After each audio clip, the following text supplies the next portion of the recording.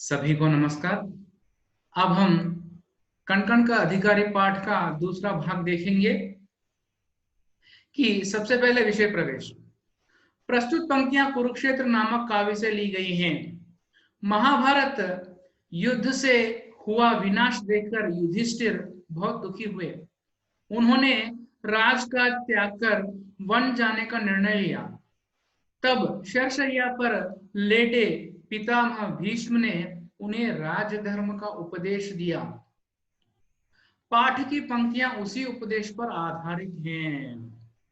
विषय प्रवेश की प्रस्तुत पंक्तियां यानी प्रस्तुत कविता जो है वह कविता जो है कुरुक्षेत्र नामक काव्य से लिया गया है। और देखिए, महाभारत युद्ध से जो विनाश हुआ है उस विनाश को देखकर युधिष्ठिर यानी धर्मराज दुखी हुए और उन्होंने राजकाज त्याग के वन जाने का निर्णय लिया।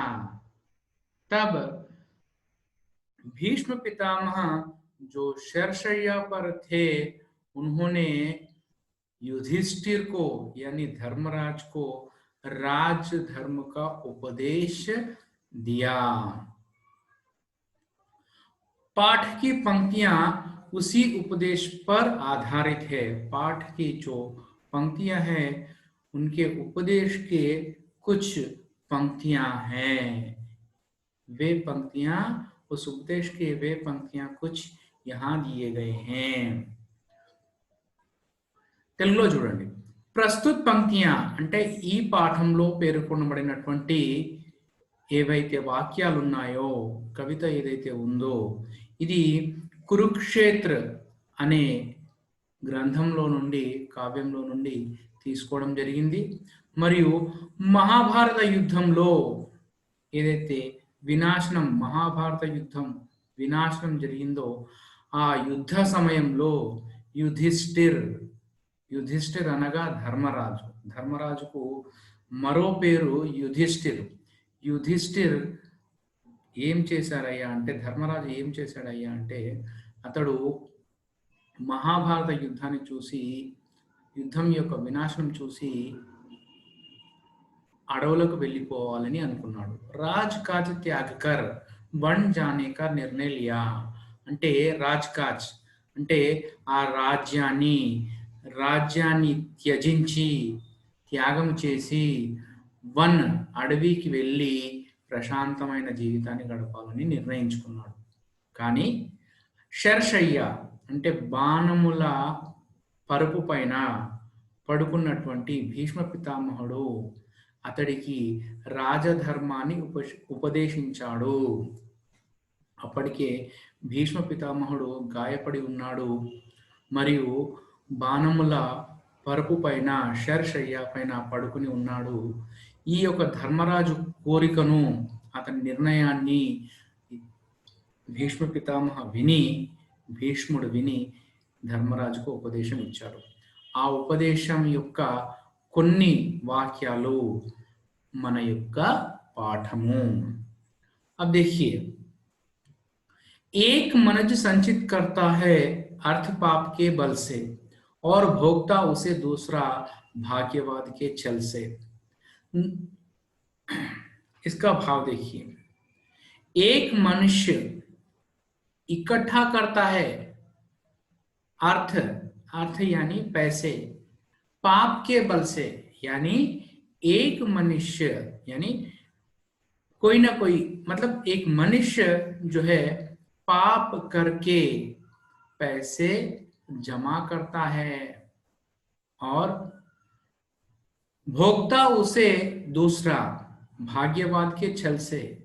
जो आदमी ने संचित किया था पैसे, उन पैसों को भाग्यवाद, मैं भाग्यवाद हूं ऐसा कहते हुए और एक आदमी उसे भोगता है।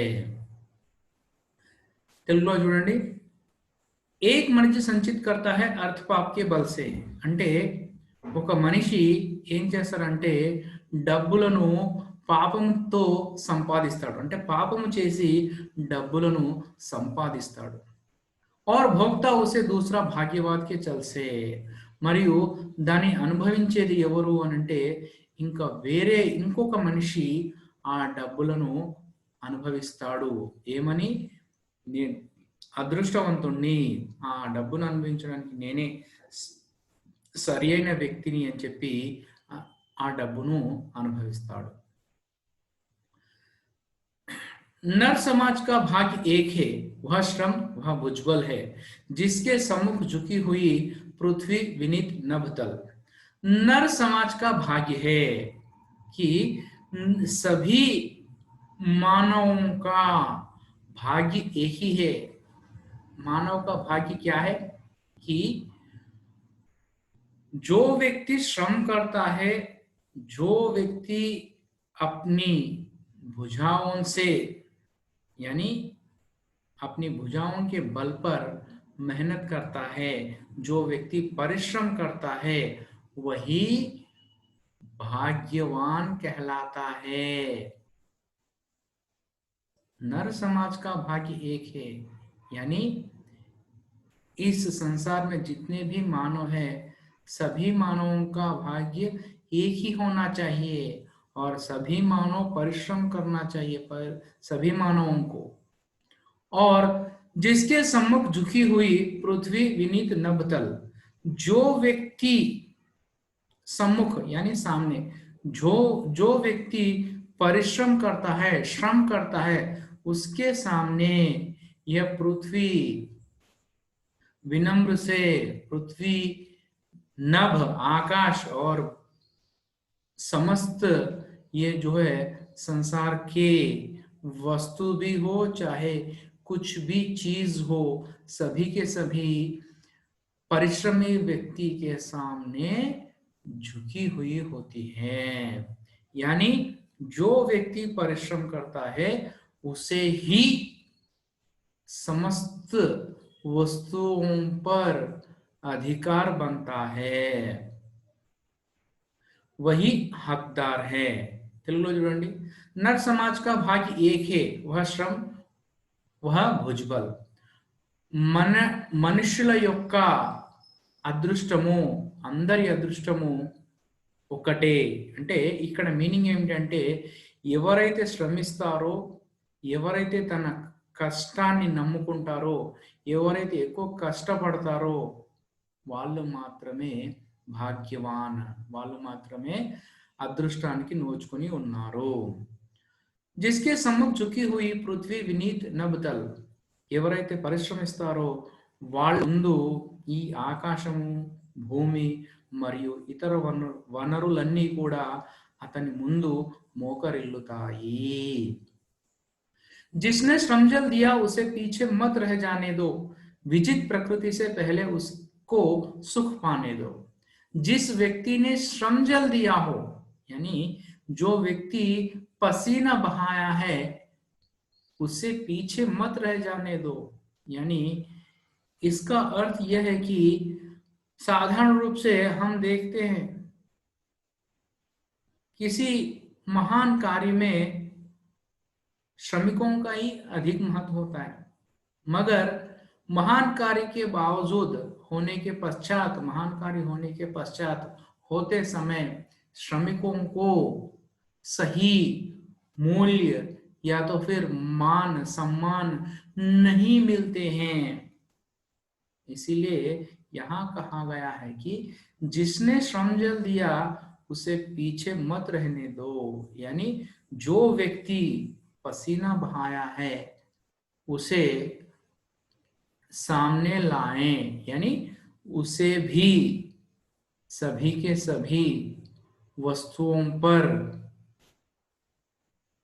हकदार, वस्तुओं के लिए हकदार बनाएं। विजित प्रकृति से पहले उसको सुख पाने दो, यानी जीते हुए हम परिश्रम के बाद में, अथक परिश्रम के बाद में जो कुछ भी जीती हुई वस्तुएं होती हैं या तो फिर और अन्य संपत्ति होती है,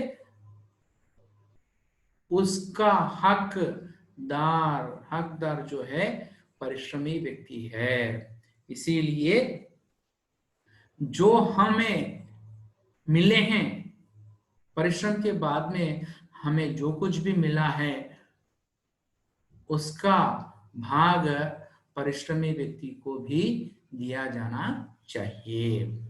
ఇక్కడ చూడండి, जिसने श्रम जल दिया उसे पीछे मत रह जाने दो। అంటే ఎవరైతే ఒక పని కొరకు వాళ్ళ శ్రమను ధారపోసారో వాళ్ళను ముందుకు తీసుకురండి, అంటే వాళ్ళకు కూడా ఆ పని యొక్క ఫలితాన్ని ఇవ్వండి అని అర్థం। విజిత్ ప్రకృతి సే పహలే ఉస్కో సుఖ్ పానే దో। పని తర్వాత మనం ఏదైతే పొందుతామో పొందినటువంటి ఆ వ్యక్తుల ఫలాలను ఆ వ్యక్తులకు కూడా సమానంగా పంచాలి, లేదా వాళ్ళకే మొదటగా పంచాలి। जो कुछ न्यस्त प्रकृति में है वह मनुष्य मात्र का धन है, धर्मराज उसके कण कण का अधिकारी जन जन है। जो कुछ भी न्यस्त प्रकृति में है, इस प्रकृति में जितने भी चीजें हैं वे मनुष्य के ही है। यानी इस प्रकृति के भिन्न रूप जो भी है, पानी हो, धरती हो, या तो फिर पेड़ पौधे हो, ये समस्त जो चीजें हैं वे सभी मानवों के हैं, कुछ ही प्रत्येक व्यक्तियों के नहीं होते हैं। धर्मराज उसके कण कण का अधिकारी जन जन है। हे धर्मराज, उसके कण कण का अधिकारी हर एक जन होता है, हर एक व्यक्ति होता है। तेलुगु में देखिए, जो कुछ న్యస్త ప్రకృతి మే హే అంటే ఈ ప్రకృతిలో ఉన్నటువంటి ప్రతి వస్తువు, చెట్టు చేమ, నీరు, గాలి, భూమి, ఏవైతే ప్రకృతిలో ఉన్నటువంటి అన్ని వస్తువులు లేదా అన్ని రకాలైనటువంటి సంపదలు ఏవైతే ఉన్నాయో అవన్నీ కూడా, సౌకర్యాలు ఏవైతే ఉన్నాయో అవన్నీ కూడా మనుషుల యొక్క ధనము, మనుషుల యొక్క సొంతము, అందరి యొక్క సొంతము। కాబట్టి ఇక్కడ ఉన్నటువంటి ప్రతి ఒక్క వస్తువు యొక్క హక్కుదారుడు ప్రతి ఒక్క మనిషి। కాబట్టి వాళ్ళు శ్రమికులు, తర్వాత వాళ్ళు కూలి పని చేసుకునే వాళ్ళు, వాళ్ళకు కొద్దిగా మాత్రమే వేతనం ఇవ్వాలి, అలాంటి ఆలోచనలు మనము పెట్టుకోకూడదు। ధర్మరాజ్ ఉస్కే కణ కణ కా అధికారి జన్ జన్ హే। ఈ ప్రకృతిలో ఉన్నటువంటి సంపద ఏదైతే ఉందో, ప్రకృతి యొక్క ఫలాలు ఏవైతే ఉన్నాయో, ఒక పని తర్వాత ఫలం ఏదైతే ఉందో దాని యొక్క అధికారి, దాని యొక్క హక్కుదారులు ప్రతి ఒక్క వ్యక్తి, పనిచేసిన వ్యక్తిని మొదటగా ఆ ఫలాన్ని పొందనివ్వాలి। यहाँ तक यह पाठ समाप्त होता है।